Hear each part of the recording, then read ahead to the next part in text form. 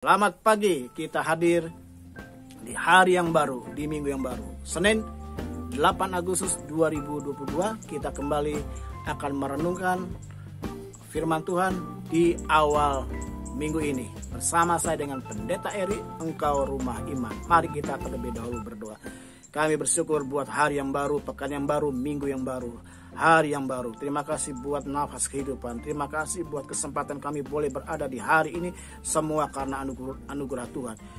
Demi Allah Bapa, Allah Anak, Allah Roh Kudus, yaitu di dalam nama Tuhan Yesus Kristus kami buka hari yang baru. Kami buka minggu pekan yang baru. Dan dalam nama Yesus kami buka kunci pekerjaan kami, kunci aktivitas kami, kunci kegiatan kami, kunci pendidikan anak-anak kami. Dan dalam nama Yesus kami buka kunci berkat bagi hidup kami, bagi keluarga kami, berkat berlimpah-limpah. Haleluya. Dalam nama Yesus kami mengucap syukur. Amin. Bapak Ibu sekalian, dalam Yakobus pasal 1 ayat yang ketiga, ya, di situ dikatakan, Yakobus 1 ayat yang ketiga, saya bacakan. Yakobus 1 ayat yang ketiga berkata, sebab kamu tahu bahwa ujian terhadap imanmu itu menghasilkan ketekunan. Saya ulang. Sebab kamu tahu bahwa ujian terhadap imanmu itu menghasilkan ketekunan. Jadi iman itu perlu diuji agar kita tahu seberapa besar iman kita. Iman itu perlu diuji agar kita tahu, ya, betapa dahsyatnya iman itu. Hari ini, ya, mungkin kau sedang menghadapi ujian terhadap imanmu. Apakah engkau tetap mengandalkan Tuhan, mengandalkan Allah yang engkau kenal di dalam nama Tuhan Yesus Kristus? Apakah engkau mengandalkan kekuatanmu, mengandalkan manusia, mengandalkan koneksi, mengandalkan apapun yang bisa engkau andalkan, dan kau melupakan untuk mengandalkan, ya, iman kepada Allah? Di dalam kitab Daniel pasalnya yang ketiga, di situ dituliskan Raja Nebukadnezar membangun sebuah patung yang cukup besar, dan semua orang wajib menyembah patung tersebut. Dan apabila mereka tidak menyembah, maka mereka akan dimasukkan ke dapur perapian. Lalu ada laporan, ada 3 orang anak muda yang bernama Sadrah, Mesa, dan Abednego tidak mau menyembah. Dan ketika mereka diperhadapkan dengan Nebukadnezar, mereka berkata, kami tidak perlu memberikan jawab. Artinya nggak perlu menjelaskan. Ya, Nebukadnezar, Tuanku Raja tahu iman kami, bahwa kami tetap tidak akan menyembah. Mereka percaya, kalaupun mereka masuk ke dapur perapian, ya, Allah yang mereka sembah akan menolong. Tetapi yang lebih luar biasa lagi ucapan mereka, andai kata Allah kami tidak menolong, kami tetap tidak akan pernah menyembah patung dewa Tuanku, tidak akan pernah menyembah patung yang Tuanku dirikan. Jadi artinya mereka tetap siap masuk ke dapur perapian. Lalu kalau kita baca dalam kitab Daniel, ya, pasal 3 ayat 17, 18 dan selanjutnya, di situ diungkapkan bagaimana Nebukadnezar memerintahkan untuk ya dibuat panas dapur perapian 7 kali lipat daripada biasanya. Sampai situ dituliskan para pengangkut, ya, Sadrah, Mesa, dan Abednego pun, ya, mereka mati hangus terbakar. Tetapi 3 orang ini tetap hidup. Bapak Ibu sekalian, seringkali kita diperhadapkan ketika kita sedang punya masalah, punya pergumulan, kita berharap ada pertolongan Tuhan, kita berharap ada jalan keluar. Tetapi seringkali kita menemukan bukan jalan keluar yang kita dapatkan, bukan pertolongan yang kita dapatkan, tapi makin besar masalahnya, makin ruwet masalahnya, makin rumit masalahnya, makin susah masalahnya. Sampai kita bertanya-tanya, saya sudah melakukan ini itu, saya sudah berdoa dan berpuasa, saya sudah, ya, cari Tuhan, saya sudah mengandalkan Tuhan, saya sudah percaya kepada pertolongan Tuhan.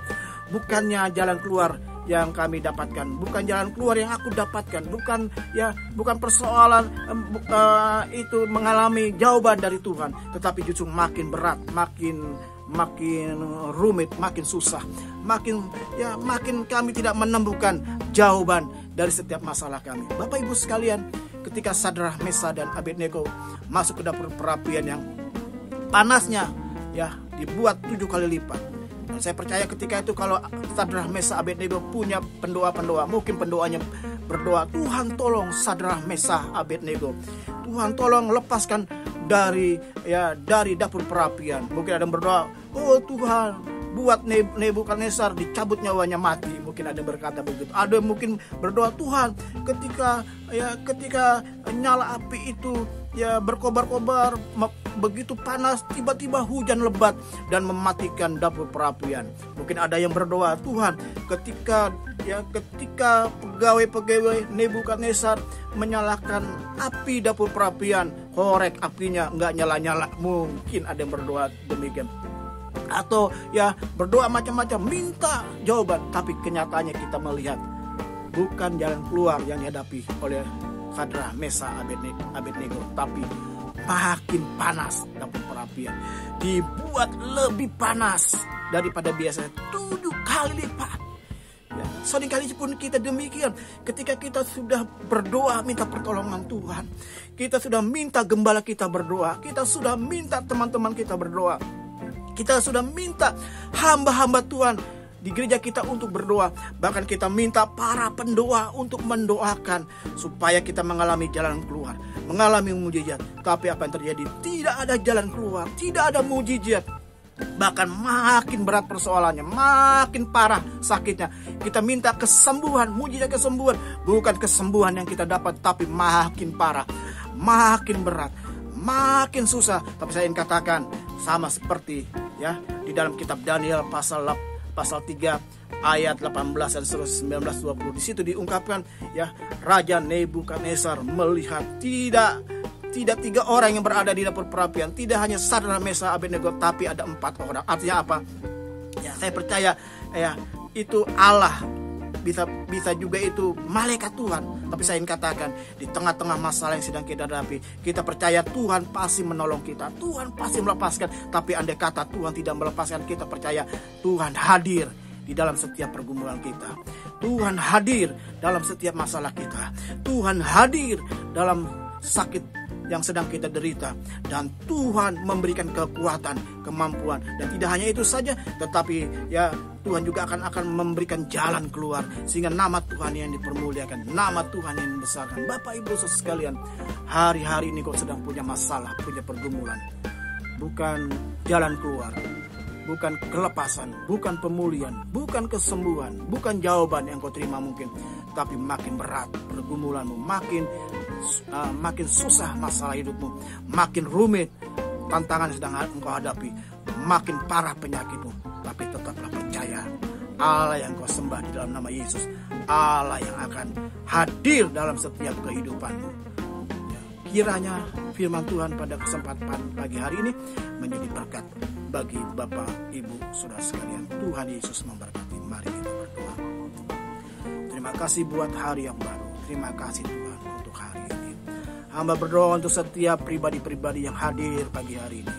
Dengan segala pergumulan, persoalan mereka, Tuhan menolong. Andai kata Tuhan tidak menolong, hamba percaya, kami percaya, Engkau hadir dalam setiap pergumulan umat-Mu. Yang sakit disembuhkan, yang lemah dikuatkan, yang susah dihiburkan, yang sudah sedang punya pergumulan, pekerjaan, keuangan, ekonomi, rumah tangga, Tuhan juga menolong dan melepaskan tepat pada waktunya. Terima kasih Tuhan untuk pagi hari ini.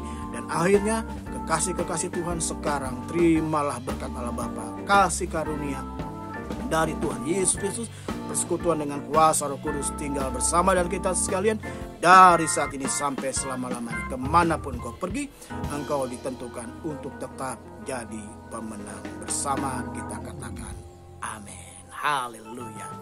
Kita jumpa hari Kamis pukul 8.30 setengah 9 pagi waktu Indonesia bagian Barat. Lalu hari Seninnya, setiap hari Senin jam 8.30 pagi setengah 9 pagi waktu Indonesia bagian Barat ada renungan awal minggu. Dan setiap tanggal 1, setiap bulan di tanggal 1 ada renungan awal bulan, tetapi jamnya bukan pukul 8.30. Setiap tanggal 1 jam ibadah kita, jam perenungan kita pada pukul 5 pagi. Itu saja yang saya ingin sampaikan. Tuhan Yesus memberkati. Salam, tetap semangat. Haleluya. Yesus baik bagi kita.